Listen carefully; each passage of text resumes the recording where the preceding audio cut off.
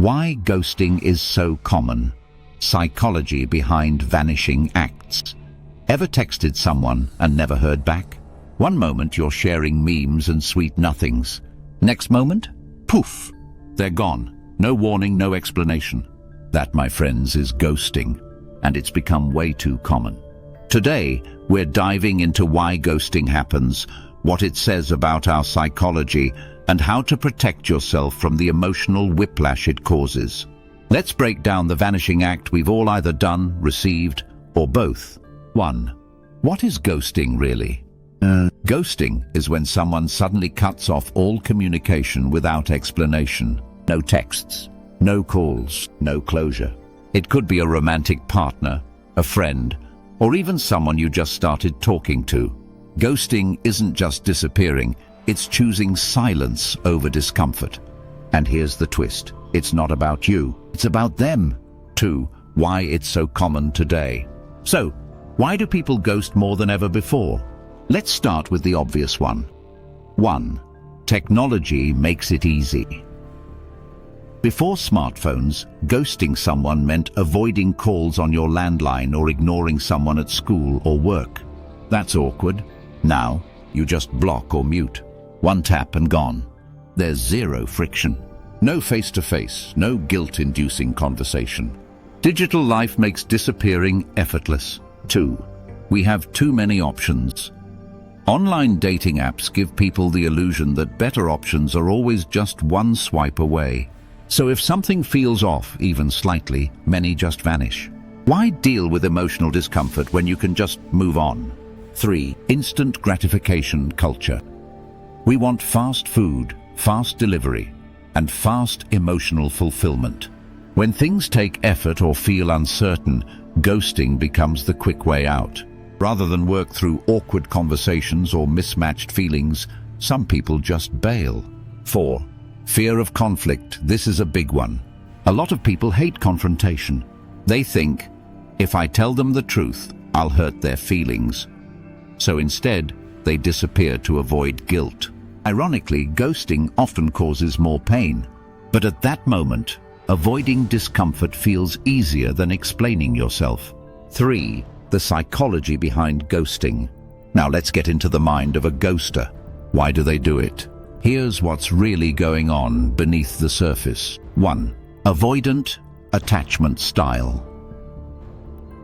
People with an avoidant attachment style often struggle with emotional intimacy. When things get too close or vulnerable, they shut down. They've learned to protect themselves by withdrawing. Ghosting is a defense mechanism, an emotional escape. 2. Lack of emotional regulation. Some people never learned how to process emotions in a healthy way. When they feel overwhelmed, confused, or guilty, they panic. And in that panic, instead of communicating, they go silent. 3. Low empathy or narcissism. Not all ghosters are heartbroken or confused. Some genuinely lack empathy. For them, disappearing is simply convenient. They might not even see it as wrong. This is especially true for narcissistic types who prioritize their own comfort above others' feelings. 4. Shame and insecurity. Ironically, some ghosters are deeply insecure. They worry they're not good enough or fear being rejected first. So they leave before you get the chance to. It's a preemptive strike driven by fear, not malice. 5. The freeze response. We often talk about fight or flight, but there's a third response: freeze. When someone doesn't know how to respond, they shut down completely. Ghosting can be a symptom of this freeze response. They don't want to ghost, they just feel frozen and incapable of acting. 4. How ghosting affects the person being ghosted. If you've been ghosted, you know it hurts. But let's talk about why it hurts so much. 1. No closure equals endless questions. Your brain loves patterns. It wants stories to make sense. Ghosting breaks that. Your brain goes into overdrive trying to figure out what happened. Was it me? Did I say something wrong? Are they okay? It creates mental chaos. 2. Rejection. Without explanation, rejection is painful. But rejection without context? That's brutal. It makes you question your self-worth.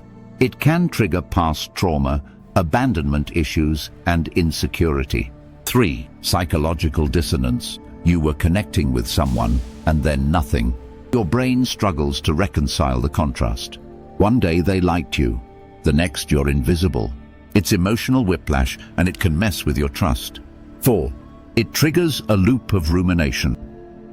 Because there's no clear ending, your mind keeps replaying the situation like a broken record. You look for clues. You reread old texts. You invent explanations. That rumination increases anxiety and delays healing. 5. Why we tolerate ghosting. Here's the million-dollar question. If ghosting feels so bad, why do we tolerate it? Why does it keep happening? 1. We blame ourselves. Instead of calling it disrespectful, we internalize it. We think, maybe I wasn't interesting enough. This self-blame lets ghosters off the hook. 2. Hope for a return. Sometimes people come back after ghosting. That creates hope. Even if the odds are low, we wait. That waiting makes us more tolerant of bad behavior. 3. Normalization by culture, movies, songs, memes. Ghosting is everywhere. It's joked about like it's just part of dating now. So people see it as normal, not harmful. But it is harmful. 4. Lack of boundaries. When we don't have strong emotional boundaries, we allow others to treat us poorly. We don't call out ghosting. We don't express how it made us feel. And that silence keeps the cycle going. 6. Signs. Someone might ghost you. Ghosting can feel sudden, but there are often subtle signs beforehand. 1. Sudden drop in engagement. They stop asking questions. Their texts become short. The vibe shifts. 2. Emotional coldness. They stop being vulnerable. They avoid deep conversations. Emotionally, they're pulling away. 3. Canceling or avoiding plans. They suddenly become too busy or flake last minute. Consistency disappears. 4. Unclear intentions. They avoid defining the relationship. They keep things vague. You're left guessing what this even is. 5. Breadcrumbing. They give you just enough to keep you hooked, but never enough to move forward. If you see these patterns, protect yourself. 7. How to heal after being ghosted. If you've been ghosted, you're not alone. Here's how to bounce back stronger. 1. Don't internalize it. This says more about them than you. Someone who chooses silence over honesty is not emotionally ready for a real connection. 2. Journal the experience. Writing down your thoughts helps your brain process them. Ask yourself, what did I learn? What red flags did I miss? How can I grow from this? 3. Talk it out. Share your experience with a trusted friend or therapist. Talking brings clarity and comfort. 4. Close the door yourself. You don't need their closure. You can choose to close the chapter. Even if they left it open, you get to end the story in your mind. 5. Rebuild self-worth.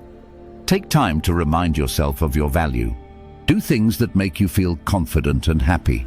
Ghosting is a reflection of their emotional immaturity, not your worth. 8. Why some people come back after ghosting. Here's the twist.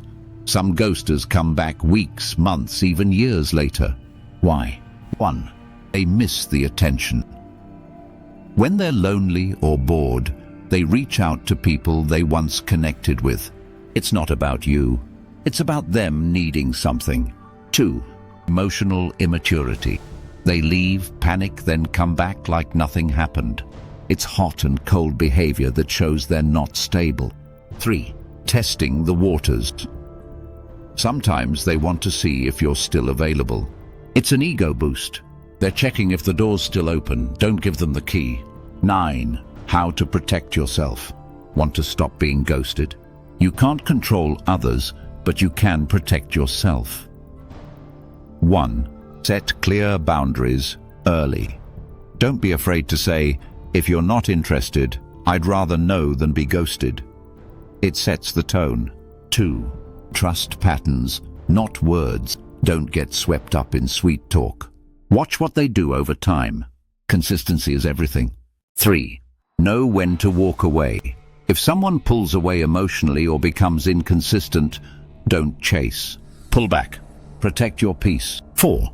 Heal your own attachment wounds. The healthier your relationship with yourself, the better your relationships with others will be.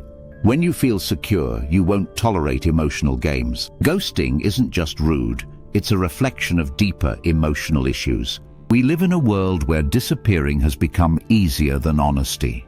But you deserve connection built on respect, not avoidance. If someone ghosts you, remember this. You didn't lose someone who cared. You dodged someone who wasn't ready. And that's a win in disguise. If this hit home, give this video a like, subscribe for more deep dives into modern relationships, and drop a comment below if you've ever been ghosted. Let's break the silence together. Until next time, stay strong, stay smart, and don't settle for silence.